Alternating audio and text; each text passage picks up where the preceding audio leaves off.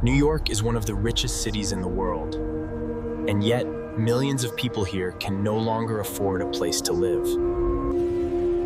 On November 4th, 2025, Zoran Madani was elected mayor of New York City. That working people deserve a dignified life.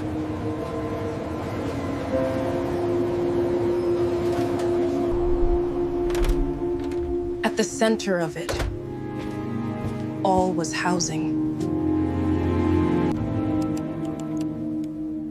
Housing in New York City is far too expensive. Housing in New York City is far too expensive.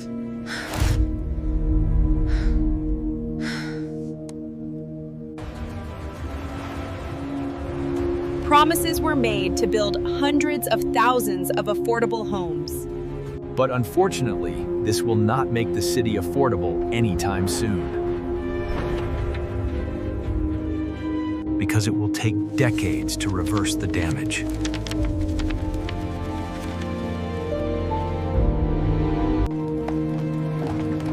In 1800, New York City was a town of just 60,000 people. To understand why, we have to go back.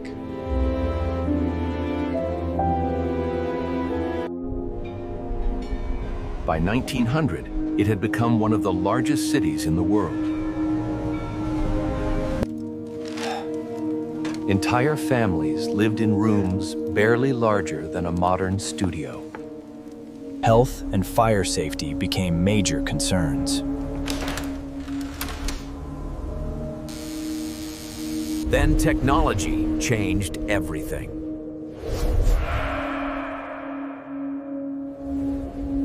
Laws required windows, light, and air.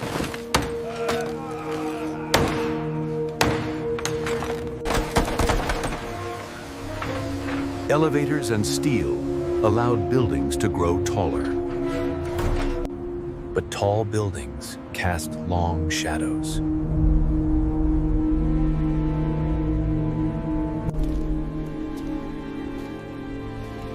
Light and air were no longer just personal concerns.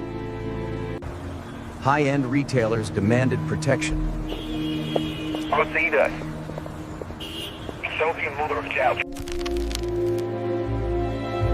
And so came New York's first zoning law in 1916. Buildings were required to step back as they grew taller. Despite the rules, the city experienced a massive housing boom. In the 1920s alone, 729,000 homes were built. Subways turned open fields into dense neighborhoods. We finally made it! Look at this view. It's beautiful. Daddy, the park is right there. Today, the opposite is happening.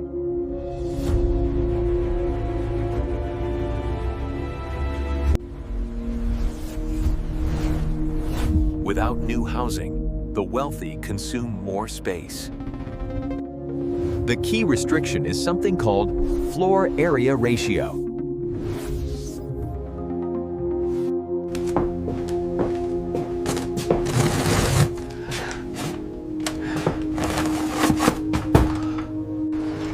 Many iconic buildings could not be built today.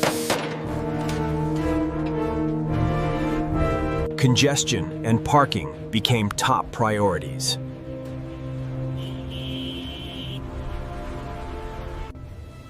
In the 1950s, the city decided to change course.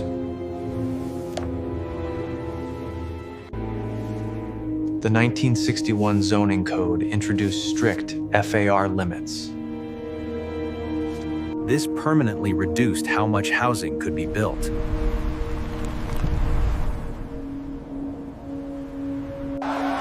For a while, it didn't matter.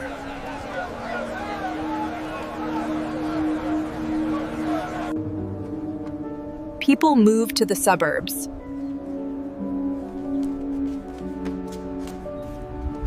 Land use decisions are political. We cannot simply ignore the community's concerns on this rezoning. We are not ignoring them, but progress requires difficult choices. One council member can stop everything.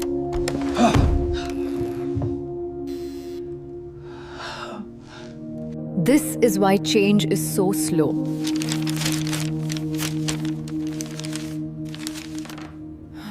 Scarcity is protected, block by block.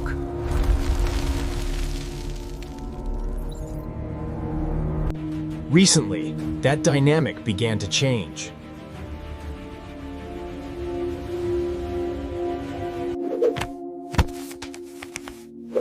New rules allow faster construction. This is real power.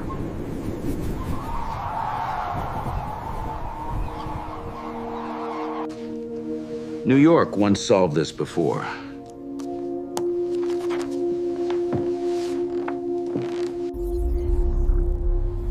But the damage is already deep. When new housing was tax-free, construction exploded. Today, progress feels painfully slow.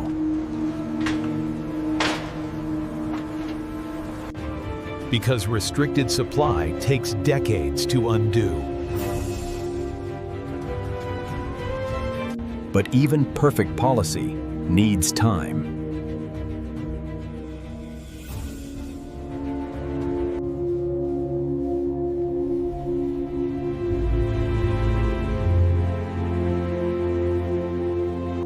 Especially when half of it was illegal to build.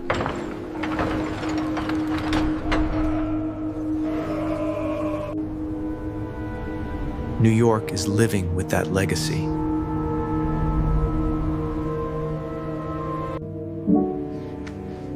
The question is whether we are willing to wait.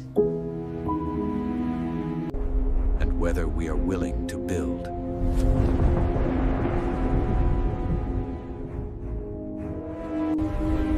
Housing crises don't explode overnight. They build quietly, year after year. By the time people notice, the damage is already done.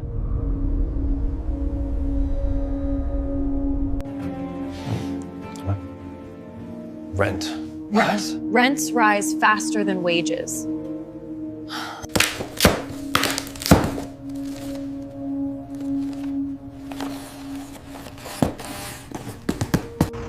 Not because they want to.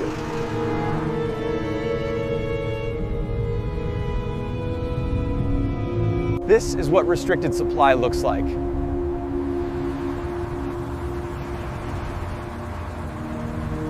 Not a natural shortage.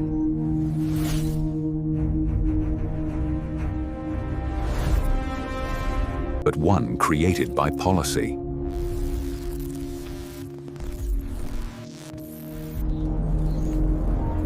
People compete for space that no longer expands.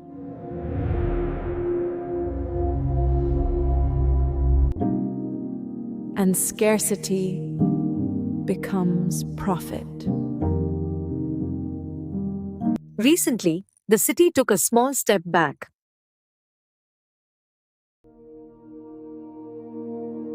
Removing some of the brakes on construction.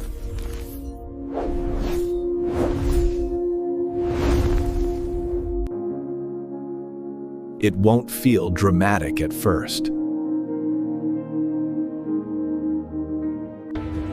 Because fixing decades of damage never does.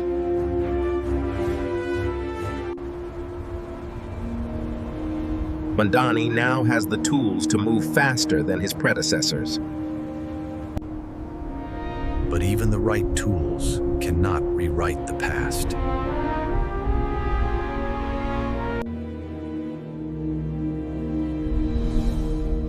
Rome wasn't built in a day. Especially when half of it was illegal to build.